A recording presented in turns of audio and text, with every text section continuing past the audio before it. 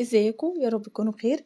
هنعمل احلى واجمل جاتو عندك في البيت بطريقه ممتازه جدا وطريقه سهله، وكمان مكونات بسيطه جدا مش مكلفه ولا اي حاجه، من غير بقى بيض ومن غير اي تكلفه.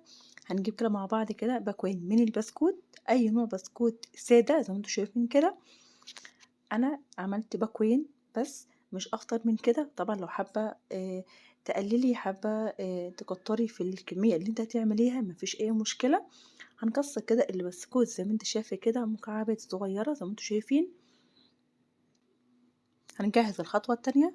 هنجيب كوبايه من كريم شانتيه، وهنضيف 3 معالق من السكر، اي نوع سكر، وهنجيب رشه من الفانيليا، وهنضيف كوبايه من الحليب او من اللبن، لبن عادي مش متلج ولا اي حاجه. تمام. وبعد كده هنفضل نضرب في الكريم الشانتيه مع اللبن اللي احنا ضفناه والسكر،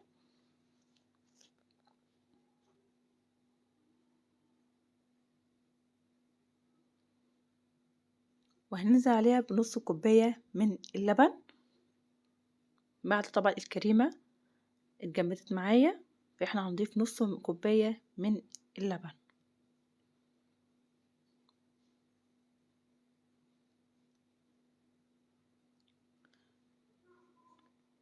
زي ما انتوا شايفين القوام اتماسك معايا كريم ما شاء الله، هو ده المطلوب. وبعد كده هنضيف البسكوت اللي احنا كسرناه زي ما انتوا شايفين كده مع الكريمة. هنفضل كده نقلب فيهم،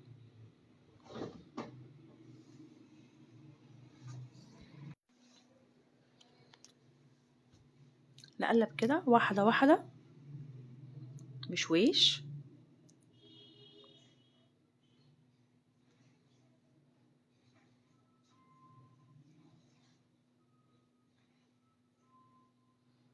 وبعد كده هنجيب طبعا اي حاجة ممكن تضيفي فيها الجاتو اللي احنا جهزناه في كاسات، ممكن تضيفيه في اطباق او في كوبايات، طبعا اللي انت تحبيه.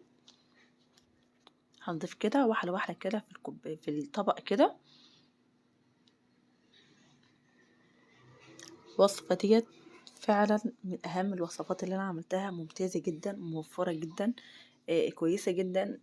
دايما بجيب لكم الحاجات اللي ممكن اقدر اعملها، يعني موفرة لكم. ما شاء الله بجد ده احسن جاتو ممكن تعملي في حياتك، جاتو تعملي في البيت تفرحي اولادك بيه. ما شاء الله ممكن كمان تعمليه لمناسبة، تحفة قوي وجميل. طبعا هنحاول كده اللي احنا يعني نفرده واحدة واحدة كده بالمعلقة ويكون سوا واحد، علشان طبعا احنا هنحط طبقة تانية على الكريمة والبسكوت اللي احنا عملناه. نحاول كده اللي احنا نمسح كده اللي احنا اللي هو طلع مننا من فوق الطبق. زي ما انتم شايفين الشكل روعة، الشكل خطير فعلا والله. كفاية الطعم، الطعم حكاية والطعم حاجة تانية.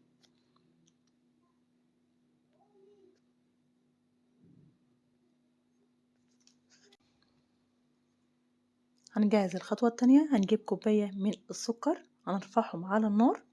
اهم حاجة تكون النار هادية ما تكونش عالية عشان السكر ما يتحرش مننا.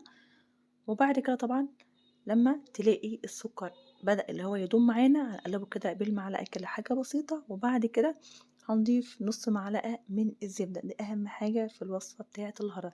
أهم حاجة الزبدة في الكريم الكراميل، بتديكي طعم قوي وبتديكي حاجة حلوة قوي في الكريم الكراميل. وبعد كده هنضيف نص من كوباية من الحليب أو من اللبن زي ما انتوا شايفين كده. هنقلب واحدة واحدة، طبعا هتلاقي السكر اتجمد معاكي، فاحنا هنحاول ان احنا نفضل نقلب فيه كده بشويش لغاية طبعا ما يفك معانا.